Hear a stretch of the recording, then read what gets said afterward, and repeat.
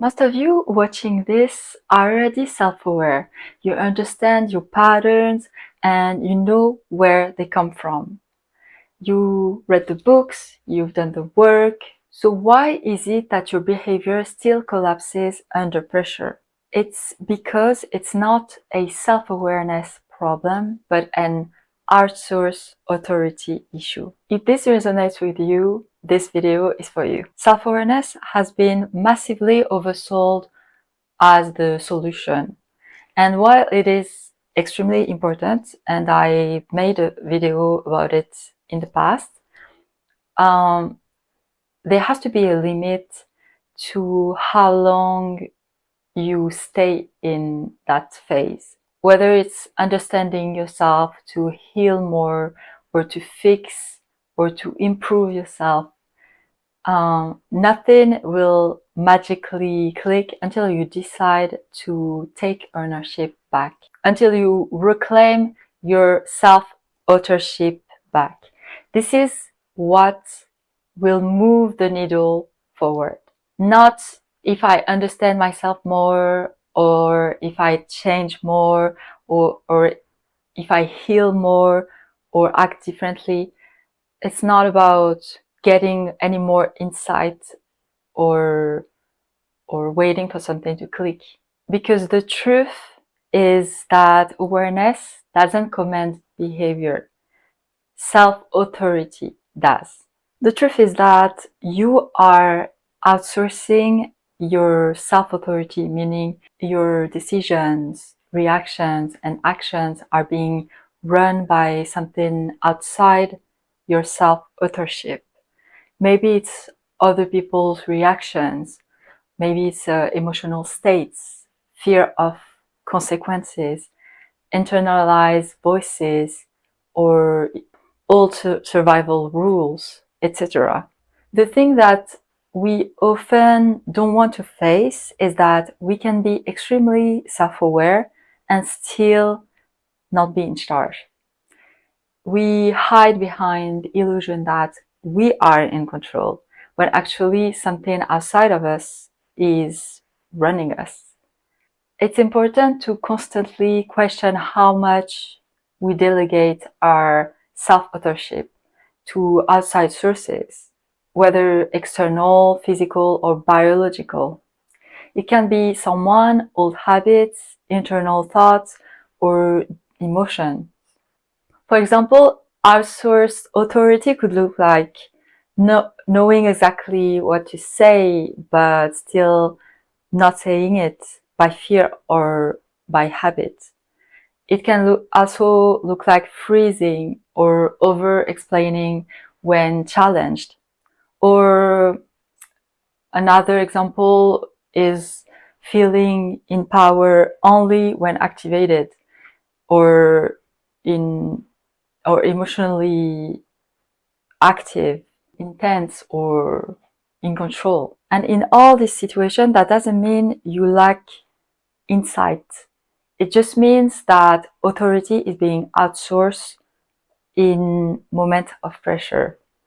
And when your authority collapses, your behavior becomes automatic, reactive, almost like a memory or like an old programming. And the truth is that no amount of healing will fix this. Healing helps you understand why something formed, and it helps you to release it. But it doesn't automatically restore authorship. People can stay stuck for years in the same cycle of improvement, in improvement mode, fixing mode, or healing mode. But at some point, it's important to know how to stop, and to stop hiding.